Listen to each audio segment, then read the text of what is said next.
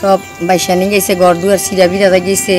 আমরা অঙ্কা মাথা গুজা জানি যে থাকুন এই নাই সব একবার জিনিসপত্র যত আছে সব হস্তগ্রস্ত করে একবারে কই গেছে, কোনটা কোন দিকে গেছে আমরা নিজেও কইতাম পারি না। আমাদের এই যে ঘরবাড়ি দেখেন এই অবস্থা, মাটি ঘাটের অবস্থা খুব খারাপ। আমাদের বন্যার বাঁধের কারণে এই পরিস্থিতি অনেক খুবই খারাপ হয়েছে।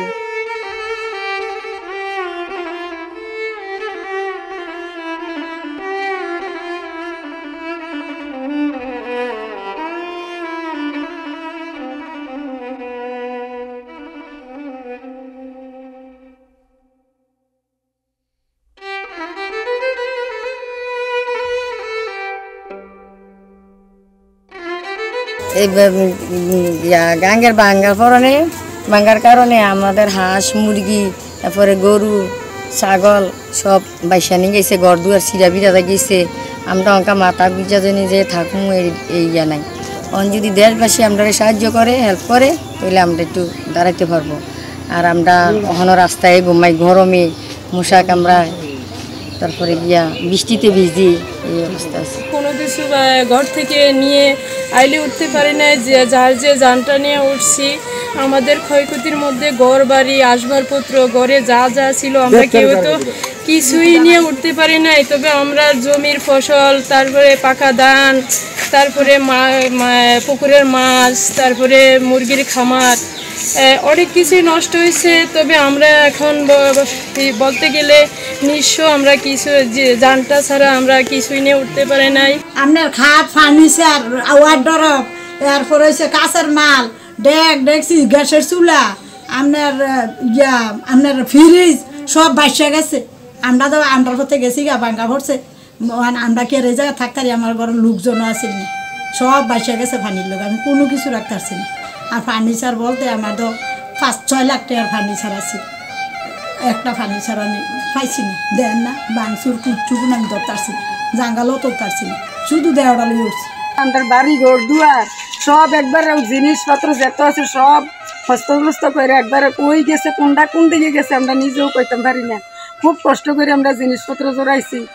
জিনিসপত্র দিচ্ছি 10 লাখ টাকা দেনা লাগাই রাখছি। অঙ্কা যেই কুদিরা খেটটা বর্গা বাগি বর্গা করছি, এডিও ধ্বংস হয়ে গেছি। গিয়ে অঙ্কা 6-7 জন মানুষ কিতা খাইয়া দিন বাইচ্ছিলাম, কেমনে চললাম, কাজকর্ম করিম না নাই, দূরে একটা জমি খুব কষ্ট চলতে আছি। খামারি মুরগি মারা গেছে, ফসলি জমি অনেক নষ্ট হয়েছে।